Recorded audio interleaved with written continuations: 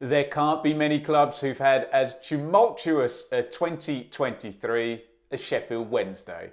Here's my take on the ups, the downs, and what comes next for the Owls. Wednesday started 2023 in a three-way battle for promotion in League One with Plymouth and Ipswich. They'd racked up 85 points the previous season and lost in the playoffs. This time, they were looking to go one better. The first 6 weeks of the year saw all three of the promotion contenders playing against each other, with Wednesday coming out on top and winning that vital head-to-head against Plymouth whilst drawing at Ipswich. They followed it up with a brilliant 5-game winning streak and on March the 11th sat 3 points clear at the top of League One, 5 clear of the automatic positions and with 2 games in hand. What happened next has to go down as one of the biggest collapses from a team looking so dominant at the top of a division I can remember. A draw with Bolton was followed by defeat at Barnsley and then a humiliation at bottom of the table whipping boys Forest Green live on TV. There was then a solitary win in the next 5 games, meaning champions-elect Wednesday had won once in 8 games and severely dropped the ball. Plymouth stayed course, Ipswich went on the mother of all runs, and despite winning 5 of their last 6 games, Sheffield Wednesday were in the playoffs again, scoring a whopping 96 points and unbelievably missing out on automatic promotion. If you think Wednesday were on the floor then, think again. The playoff semi-final first leg against Peterborough was an unmitigated disaster, and Posh cruised in 4-0 winners, leaving Sheffield Wednesday surely too far behind and the Owls set for a third season in League One. If this right here was the lowest point in the Owls' 2023 rollercoaster ride, they were about to hit the highest of unlikely highs. In what will likely forever be one of the greatest playoff comebacks ever, Wednesday somehow took Peterborough to extra time and won on penalties, winning 5-1 on the night, having lost the first leg 4-0.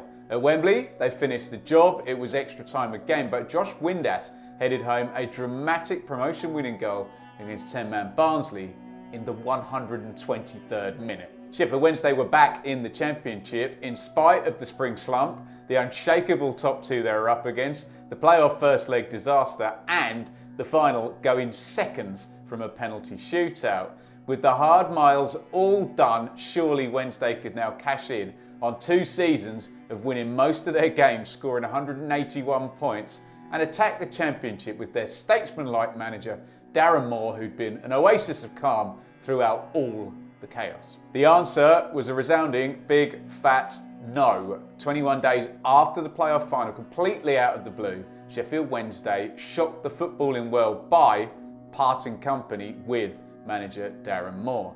Things got very messy very quickly, with Wednesday's owner, Mr. Chansiri, breaking cover to accuse Moore of demanding wages 4 times his current deal as the reason for the departure. Moore was gone and former Watford boss Xisco Munoz came in to replace him, with the drama turning into sheer pantomime in Xisco's first press conference as Mr. Chansiri launched into a rant directed at former Owls player Carlton Palmer, with his confused looking new manager sat next to him, hoping his new boss would finish up and just let him focus on talking about the job in hand. With the new season quickly upon us, Sheffield Wednesday were in the opener on TV against Southampton.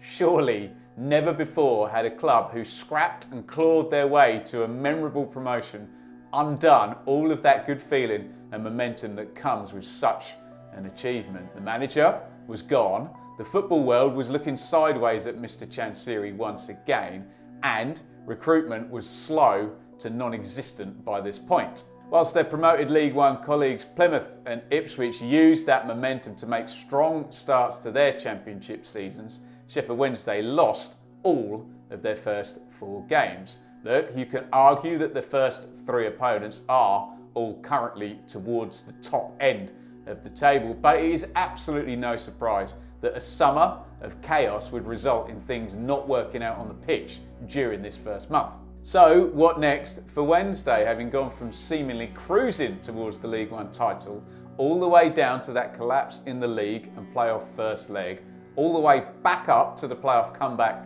and promotion all the way back down to a crazy close season and a poor start to their championship campaign. Well, I will say business did get going in the end. 12 players, in fact, arrived at Hillsborough. I'll leave you to tell me whether you think that represents some good business or it's a hastily recruited bunch of players who were the best that Wednesday could get under the circumstances. Next on the pitch comes the season's first 3-game week in the EFL, starting with Ipswich, the team who pipped them to second place last season, and then vitally Sheffield Wednesday face the 2 other teams with them in the current bottom 3 back-to-back, Middlesbrough and Swansea. So the question is, will this tumultuous summer turn out to be the self-destruct button pressed on this championship campaign before it even started? Or can Xisco point Wednesday in the right direction, get that first win on the board and get the Owls away from the bottom of the table? Let me know your thoughts